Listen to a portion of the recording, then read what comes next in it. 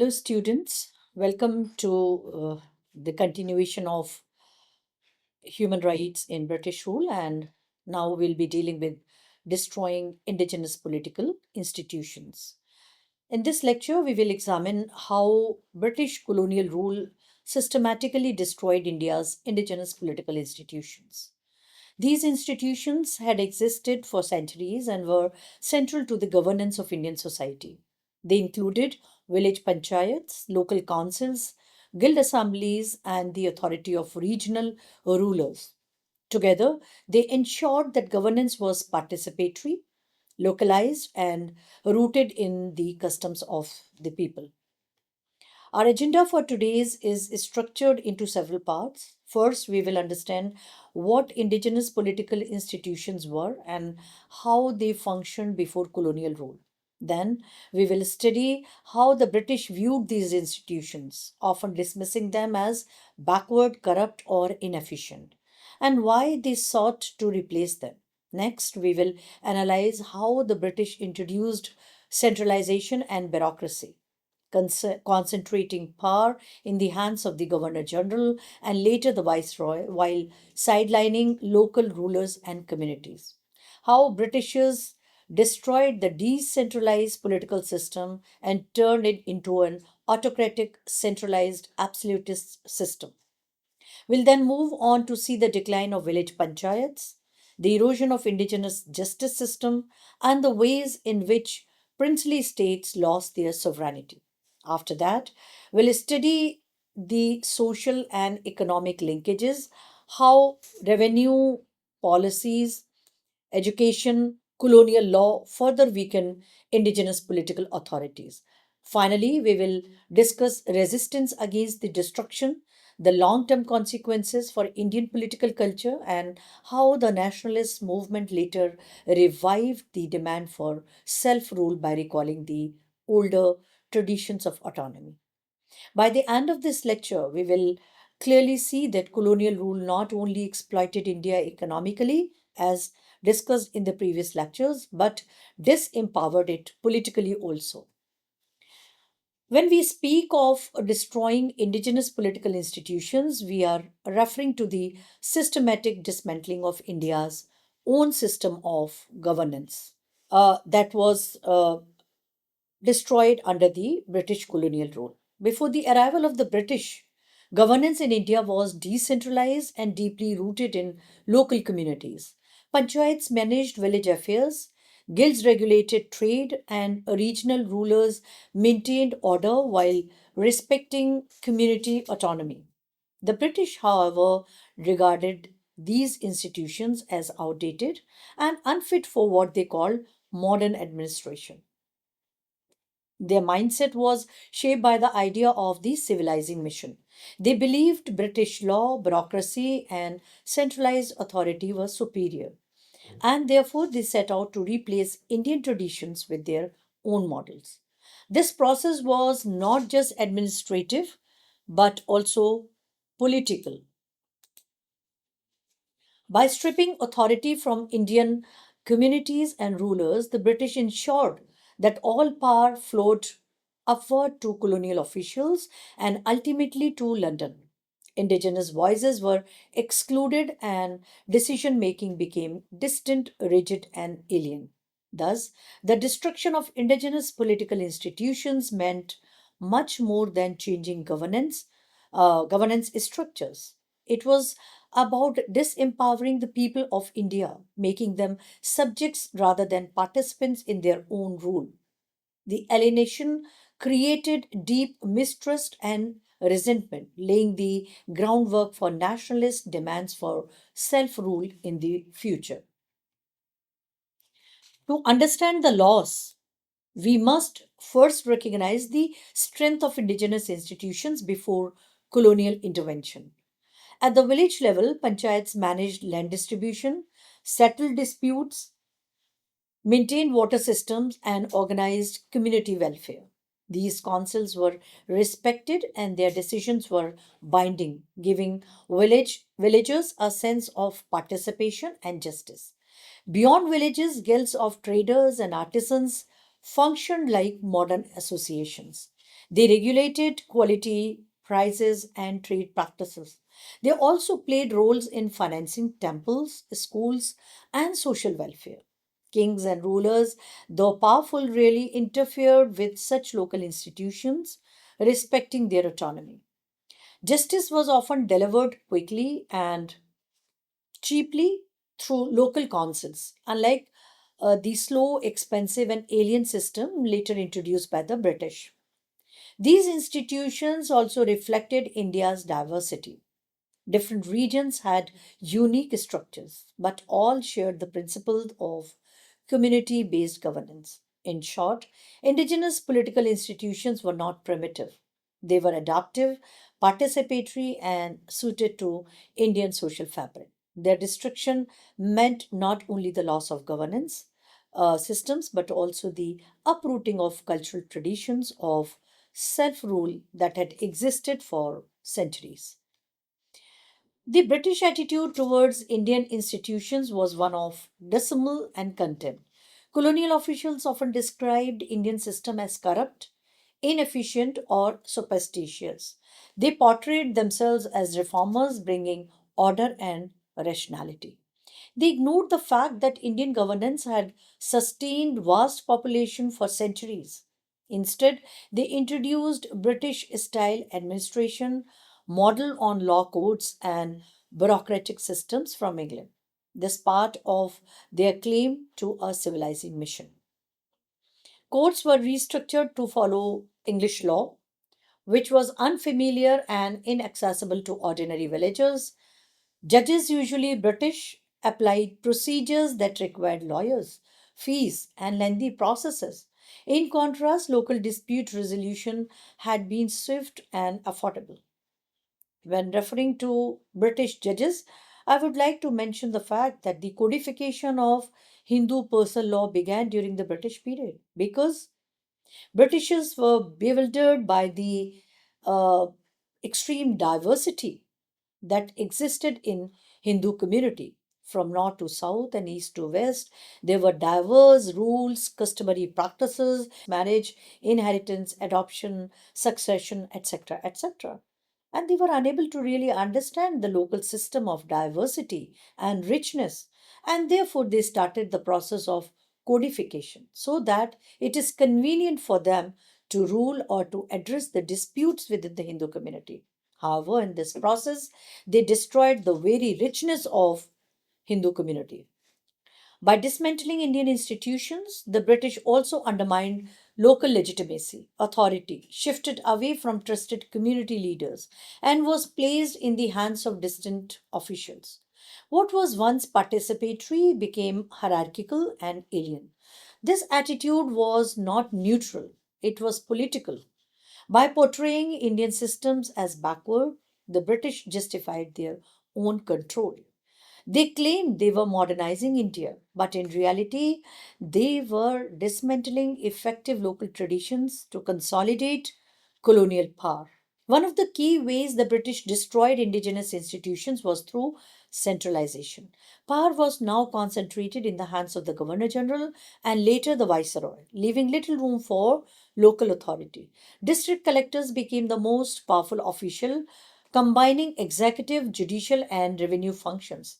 They were often called little kings, as they had more authority than local rulers or community leaders. Every decision from taxation to justice had to pass through the colonial bureaucracy. This centralization created distance between rulers and the ruled. Villagers who once resolved issues through panchayats now had to appeal to district courts. Rulers of princely states, once autonomous, became dependent on British residents and lost real power. Such centralization was alien to India's tradition of shared and layered governance. It replaced flexibility with rigidity and consultation with command. Power flowed upward, not downward, as was the case traditionally, which made the administration efficient for extraction but oppressive for the people. The British believed centralization was necessary to maintain control, but for Indians it meant the end of meaningful participation in governance. And decentralization of authority and power both. Local institutions were reduced to irrelevance and India's political voice was silenced. The village panchayats, once the backbone of Indian rural governance, suffered the most under colonial rule. Traditionally, these councils managed land disputes, irrigation, welfare, and justice, and a number of local issues. They commanded respect and had the trust of villagers. British revenue policies undermined their authority. When taxes were collected directly by colonial officials or zamindars, the panchayat lost its role in managing land and resources. They also lost a big source of funding. Dispute resolution was taken away from them and transferred to formal colonial courts.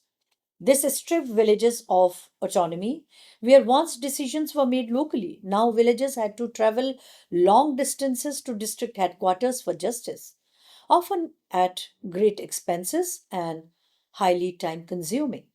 The colonial state also distrusted community leaders, suspecting them of siding with peasants against revenue collectors. Over time, the institutions of the panchayat weakened. What had been a vibrant and a respected tradition was reduced to a powerless social group. This alienation created immense loss. The irony is that after independence, India revived the panchayat system under the Panchayat Raj reforms, recognizing its deep cultural roots. But during colonial times, it was deliberately weakened to ensure that power rested firmly with the British state. And it took free India decades to really resume local panchayats to what they actually had been in the ancient period or the medieval period. The British also targeted traditional elites who had once balanced power in society. Local chiefs, zamindars, and nobles were either stripped of authority or made dependent on colonial favors. Their autonomy was reduced and they became intermediaries rather than rulers. Some rulers of princely states were reduced to prisoners, receiving allowances in exchange for loyalty. Their independent armies were dismantled and their territories controlled by British residents. This destroyed their legitimacy among their people. Even elites who survived lost their traditional connection with communities. They were often seen as collaborators with the colonial states, alienated from their subjects. This was part of the British strategy of divide and rule to create a rift between the erstwhile elites and the subjects, the local subjects. By weakening old elites and replacing them with colonial officials, the British ensured that no indigenous class could challenge their authority. This suppression had long term consequences. Indigenous elites who had once patronized culture, education, and welfare could no longer play these roles effectively.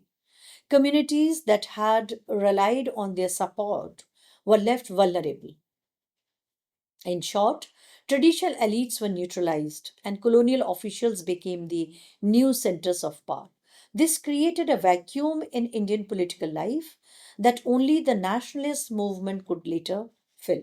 Before colonial rule, justice was often delivered locally through panchayats, caste councils, and community assemblies. These systems were accessible, quick, and respected. But under the British, they were replaced by formal courts based on English law. While the new courts claimed to be modern, they were alien to ordinary Indians. Legal procedures were complicated, required lawyers, and involved high costs. Cases dragged on for months or even years, unlike the swift resolution offered by traditional councils. Customary laws were sidelined. For example, rules about land use or community rights, once upheld by local assemblies, were ignored if they clashed with colonial codes. This eroded trust in the system. Poor villagers, in particular, were disadvantaged. They could not afford legal fees, and even when they won cases, the process drained their resources. For them, justice became a distant and often unattainable ideal. The of indigenous political institutions was also visible in the fate of the princely states. Though technically independent, these estates were gradually stripped of real sovereignty. The doctrine of lapse, introduced by Lord Dalhousie, annexed kingdoms where rulers had no biological heirs. States like Jhansi and Satara lost independence under this rule. Subsidiary alliance forced rulers to accept British troops in their territories, paying heavily for their upkeep. British residents were stationed in courts, interfering in administration and reducing rulers to figureheads. Heavy tribute drained state revenues, leaving little for welfare. Native rulers were left dependent on the colonial government for legitimacy and survival. This process destroyed the dignity and independence of Indian kings. They became ceremonial rulers with no real authority. Their people saw them as powerless for the weakening indigenous political traditions. India had long traditions of representative participation. Guilds, councils, and assemblies allowed communities to voice concerns and influence decisions. They were not democratic in the modern sense, but they ensured consultation and accountability. The process of decision making was very much democratic, and exercise of power was very much decentralized. Under British rule, these traditions were ignored or dissolved. Local assemblies had no recognition in colonial law. Early petitions or protests by communities were dismissed or suppressed. The British promoted their bureaucracy as the only legitimate authority. This meant that people's consent was no longer relevant to governance. Decisions came from top, often from officials who had no connection with local realities. Indigenous voices were silenced. The absence of representation created frustration. Communities that had once managed their own affairs now found themselves ruled by strangers. This alienation was one of the earliest sparks of nationalist sentiment. Thus, the destruction of representative traditions was more than administrative neglect. It was a deliberate policy to eliminate participation and replace it with authoritarian bureaucracy. It left India politically voiceless until the nationalist movement revived the demand for self rule. Education became another tool through which the British dismantled indigenous political institutions. Traditional system of learning, village schools, pathshalas, madrasas, and gurukuls often included training in local law, governance, and ethics. They produced leaders, scholars, and community decision makers who upheld Indian political cultures.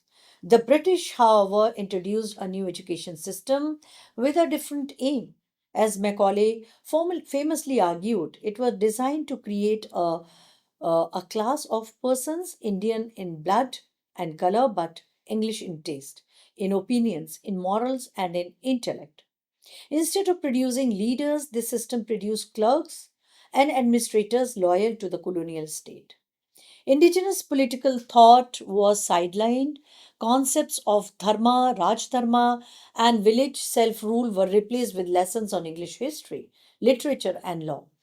Indian traditions of governance were portrayed as inferior, while British institutions were glorified. This education system gradually eroded the intellectual foundation of indigenous institutions.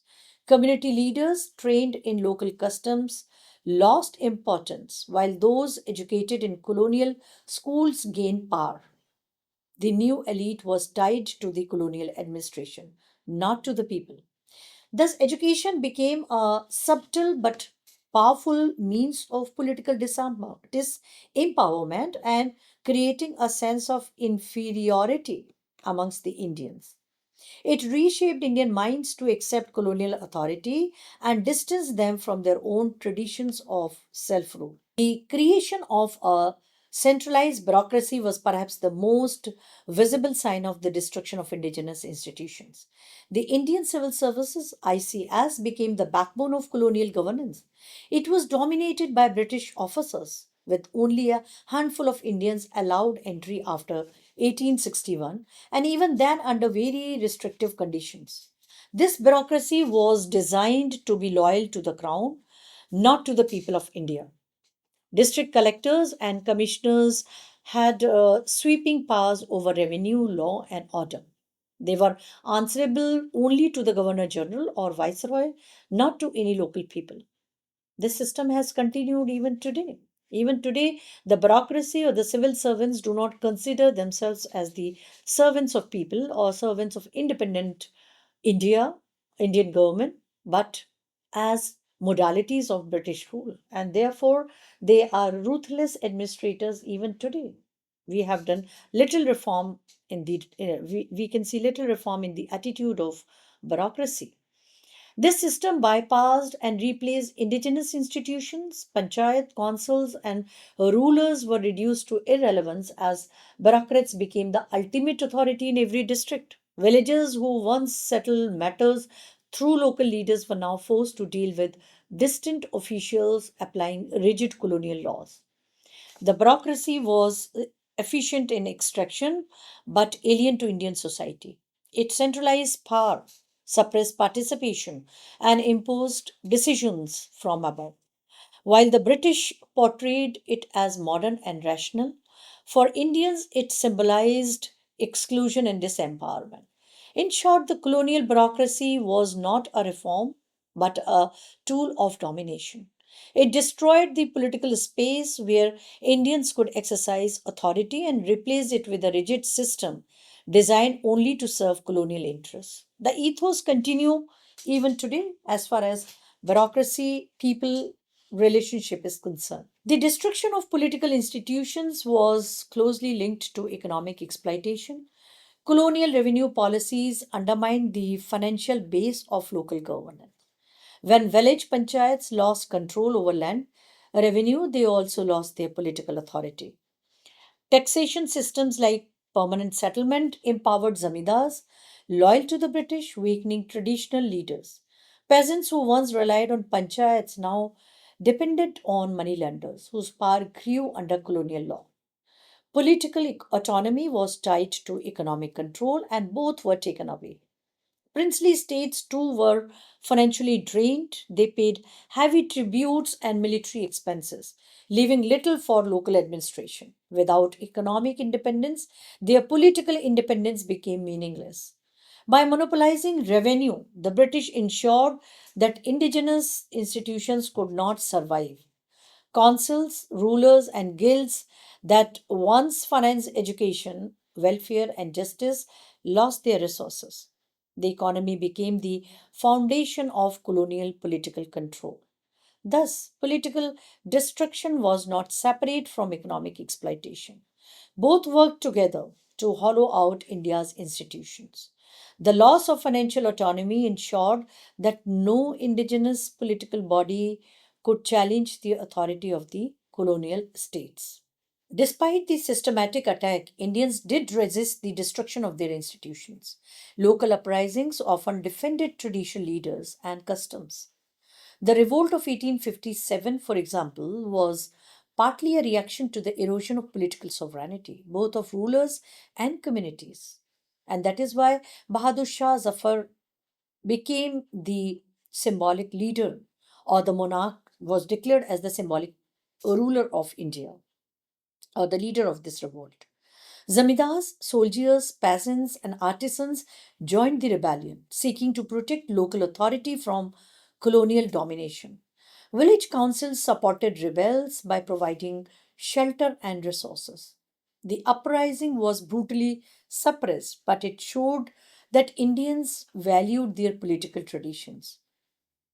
Even after 1857, smaller revolts continued across the country. Tribal communities resisted the imposition of alien laws. Villagers opposed revenue collectors and moneylenders, backed by colonial authority.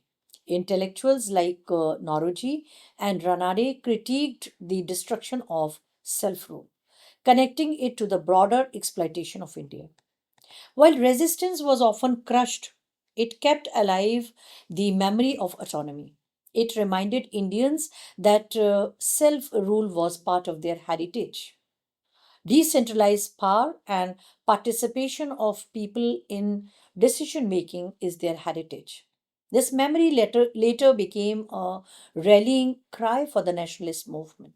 Thus, resistance to political destruction may not have stopped colonial policies, but it ensured that the demand for Swaraj, self rule, remained alive in the hearts of the people. The long term impact of destroying indigenous institutions was profound. By eliminating panchayats, guilds, and councils, the British left Indians politically voiceless. Local participation in governance disappeared, replaced by a centralized foreign control system. This alienation fostered resentment and frustration. People who once had some say in decision making now had none. Justice and administration became costly and inaccessible. Leaders who might have emerged from traditional institutions were sidelined, leaving a vacuum. Yet, this vacuum also created a space for new forms of politics. Indians began organizing petitions, associations, and later political parties to demand representation. The absence of indigenous institutions forced them to seek new platforms, which gradually evolved into the nationalist movement. The memory of lost traditions also shaped nationalist thoughts. Leaders often referred back to the village panchayat as a symbol of self rule. Gandhi, in particular, promoted the idea of Gram Swaraj or village self governance as the foundation of independence that we incorporated later on in our constitution, also under directive principles of state policy. Thus, the destruction of indigenous institutions weakened India politically in the short term, but in the long run, it pushed Indians to imagine new forms of self rule. The seeds of modern democracy were sown in this struggle, but the traces of democratic governance that existed in India centuries ago became a history for the generations to come because of the colonial policies. The legacy of colonial destruction is still felt in modern India. When independence came in India in 1947, one of the first priorities was to revive local self-government. The Panchayat Raj system was introduced, restoring some of the autonomy villages had lost under colonialism. Constitutional reforms also aimed to reverse the centralization of power. The Indian constitution recognized the importance of decentralized governance and created structures to empower local bodies. This was seen as part of the larger project of decolonization, reclaiming India's own traditions of self rule. Yet challenges remained. The centralized structures created by the British could not be dismantled overnight. Bureaucracy remained powerful, and even today, centralization sometimes weakens local autonomy. Still, the revival of indigenous traditions has been a significant step towards balancing governance. The memory of colonial destruction also shaped India's democratic ideals. The demand for political participation and representation after independence was directly linked to the experience of exclusion under colonial rule. Democracy in India is, in many ways, a restoration of older traditions of participatory governance. Thus, the legacy of destroying indigenous institutions is twofold. It left scars of alienation, but it also inspired efforts to build a more inclusive and representative political system after independence. In conclusion, the destruction of indigenous political institutions was one of the most damaging aspects of British rule in India. Local councils, panchayats, guilds, and rulers had provided a sense of autonomy and participation in decision making. Their dismantling replaced community based governance with a centralized, bureaucratic, and alien system. The British justified this as modernization, but in reality, it was a deliberate policy to concentrate power in colonial hands, and take away all the powers from the local people and the local institution. The result was widespread political disempowerment. Villages lost their trusted institutions, rulers lost sovereignty, and justice became inaccessible by being expensive and time consuming. People were turned into passive subjects under a foreign power. This destruction also had long term consequences. It alienated Indians from governance but also inspired them to demand its restoration. The nationalist movement drew strength from the memory of lost autonomy and the promise of self rule. Leaders reminded Indians that traditions of village self governance had always existed and could be revived in a free India. Therefore, the destruction of indigenous political institutions was not only a story of loss, but also a turning point in India's political journey. It exposed the true nature of colonial rule and laid the foundations for the struggle to reclaim political dignity through independence and democracy. Thank you.